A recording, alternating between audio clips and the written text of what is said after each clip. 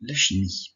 Ce domaine de la physique va nous emmener du macroscopique au laboratoire où on va peser des masses, prélever des volumes et regarder ce qui se passe dans nos tubes à essai, au microscopique qui va considérer la transformation de la matière à l'échelle de la particule. Alors comment décrire cette matière au niveau microscopique en traduisant l'intégralité de ce que l'on va voir au niveau macroscopique. D'abord, on a vu qu'il y avait des corpus ou des mélanges, notamment dans les corpus, on a établi qu'il y avait une collection de particules identiques.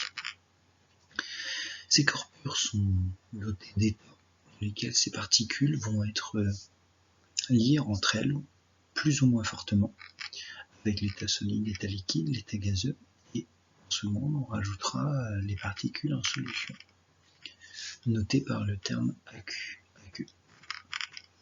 Une transformation chimique, et donc c'est l'objet de la chimie, c'est d'étudier la transformation des espèces chimiques. À partir du moment où on étudie ces transformations, il va falloir s'intéresser à différentes entités. On a les ions, les molécules, les atomes, les électrons, les protons, les noyaux chargés positivement. Tout ça, ce sont des descriptions que l'on a fait de la matière au niveau du collège. Et on a traduit les transformations par des écritures simplifiées, résumant celle-ci. Dernièrement, on a pu faire des précipitations d'ions et étudier des combustions. Ces transformations, en fait, sont des descriptions à l'échelle microscopique de la matière. Pour autant, en laboratoire, on va manipuler des choses à l'état macroscopique. Du coup, on va s'intéresser à décrire cette matière microscopiquement pour savoir ensuite faire la transition entre ce que l'on fait au laboratoire et ce qui se passe dans les béchers au niveau des particules. Donc, une molécule, c'est une particule d'un corps pur constituée d'éléments chimiques. Un atome, c'est une particule composée d'un seul élément chimique. Et un ion, c'est un atome ou une molécule qui va perdre ou gagner des électrons. Donc déjà, on pressent le fait que les électrons sont une variable fluctuante dans la transformation chimique. Et du coup, qu'est-ce qu'un élément chimique? Quelle est la différence avec l'atome? On a eu pour usage de très souvent dire que une transformation chimique, c'est un réarrangement d'atomes. Alors, quelle est la subtile différence avec la notion d'élément chimique? Alors, l'atome est électriquement neutre. On a un nombre de protons qui est égal à un nombre d'électrons. Donc ça, c'est la propriété fondamentale de l'atome. Dans sa description, il est composé d'un noyau en partie centrale, chargé positivement, et d'un nuage d'électronique dans lequel les électrons vont être mobiles.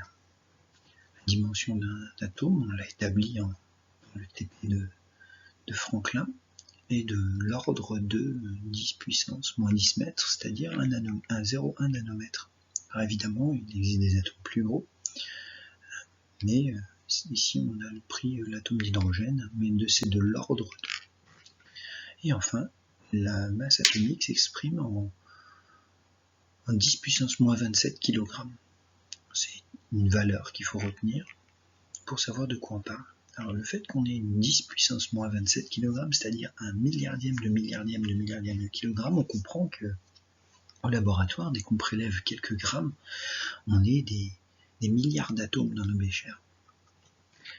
Alors notre matière va pouvoir s'écrire et intervenir, notre élément chimique, sous différentes formes. Par exemple le fer, qui a des ions fer 2+, fer 3+, et qui arrive dans la molécule ici d'hydroxyde de fer. Et bien, finalement, le fer atomique intervient sous la forme de fer, mais dans des formules ioniques ou des molécules.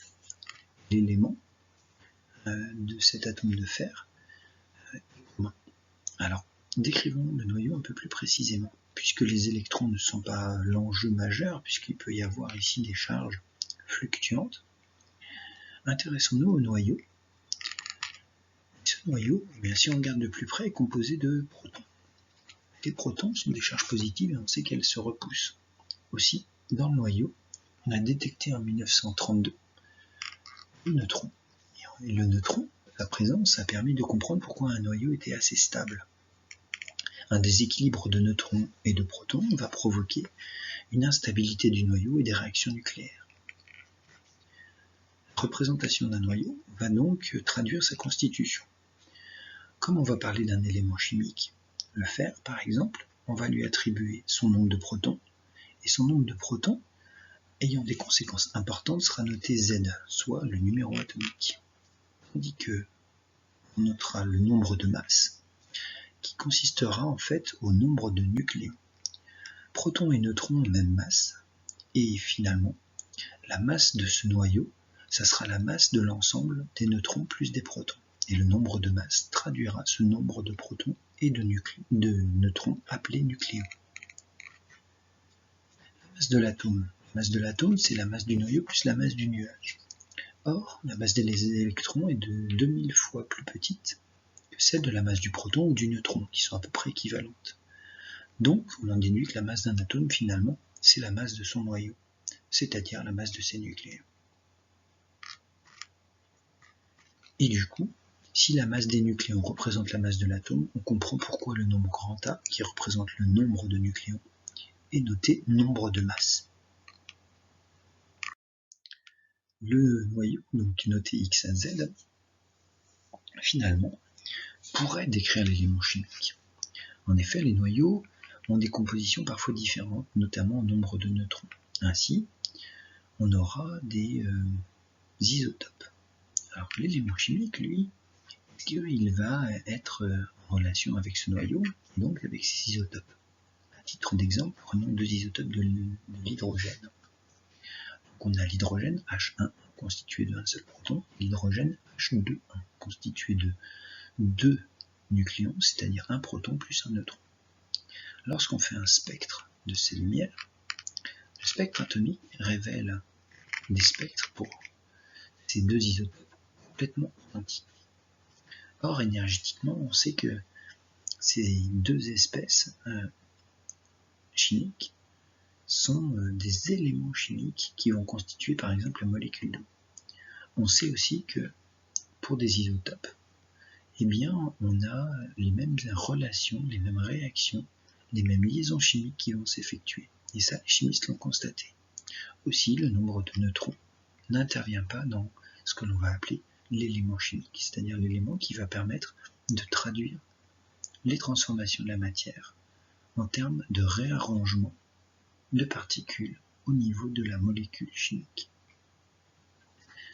Du coup, eh bien, puisque le nombre de neutrons est si important que ça, on symbolise un élément chimique par le symbole XZ, où finalement Z est le numéro atomique qui représente le nombre de protons, et ce nombre de protons va fixer les propriétés chimiques de la particule.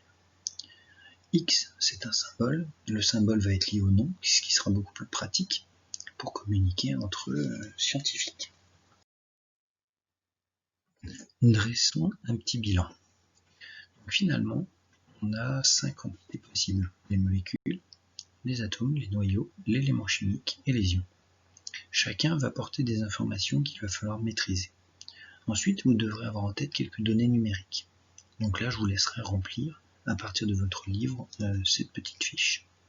Et enfin, on aura la charge électrique au cœur des interactions des éléments chimiques. Donc il sera important, là également, d'être sensible à ces données. Donc aujourd'hui, on s'intéresse plutôt à la description des particules, donc les molécules. Les molécules, vous en connaissez quelques formules, elles sont constituées d'éléments chimiques en nombre et en quantité différentes de 1. Donc on a soit plusieurs symboles, soit des nombres de particules, d'éléments chimiques différents. Ensuite on a les atomes notés X. Et parfois on précise aussi l'isotope, quand on a affaire à un isotope. L'élément chimique, lui, est noté XZ. Z étant le numéro atomique qui fixe les propriétés chimiques de la molécule. X étant un symbole que l'on retrouve un petit peu partout, tel que l'oxygène O ou l'hydrogène H. Le noyau, lui, était par rapport à l'élément chimique avec son nombre de nucléons, puisque ce nombre de nucléons va avoir des impacts importants sur les propriétés du noyau. À ce moment-là, on va parler, lorsque l'on aura des nombres de nucléons qui diffèrent pour un même élément chimique, c'est-à-dire un Z constant, on aura donc des nombres de neutrons différents. et on leur attribuera la notion d'isotope. Enfin, on aura des ions. Les ions ont finalement les mêmes formules que les éléments précédemment cités, atomes ou molécules, mais on indiquera la charge globale de la particule en haut et à droite. Alors là, je les ai mis en rouge pour mettre en valeur, mais après, c'est juste une position relative en haut et à droite de la particule. Le nombre, indiquant le nombre de charges totales, et le type de charge, plus ou moins, en fonction de si on a perdu ou gagné des électrons. Voilà donc tout ce qu'il faut savoir. Pour les données numériques, eh bien, vous allez les chercher dans vos livres. Trouver la masse d'un électron, la masse d'un nucléon, le diamètre de l'atome, on l'a évoqué précédemment dans cette vidéo. Et enfin, il faudra bien connaître la définition du numéro atomique Z, qui correspond au nombre de protons, ainsi que le nombre de masses, qui correspond au nombre de protons plus les nombres de neutrons. Enfin, une valeur numérique qui est importante de connaître, c'est la charge élémentaire, qui est la plus petite charge électrique portée par la matière au niveau chimique. Et enfin, des charges électriques équivalentes comptées en nombre de charges élémentaires. Pour l'électron, on a une charge de moins 1, pour le proton, on a une charge de plus 1. Quand on note plus 1, il faut sous-entendre le E derrière, qui est la valeur de la charge élémentaire. La molécule et l'atome, eux, ils sont neutres, donc la charge totale vaut 0. La charge d'un noyau, ce sera toujours ZE, c'est-à-dire le nombre de protons multiplié par la charge élémentaire, ou plus Z en charge équivalente. Et enfin, se rappeler qu'un ion peut être positif ou négatif, tout dépend de l'ion considéré. Voilà. Donc il faut avoir tout ça en tête, et j'espère que cette petite vidéo vous aura permis de faire une synthèse efficace.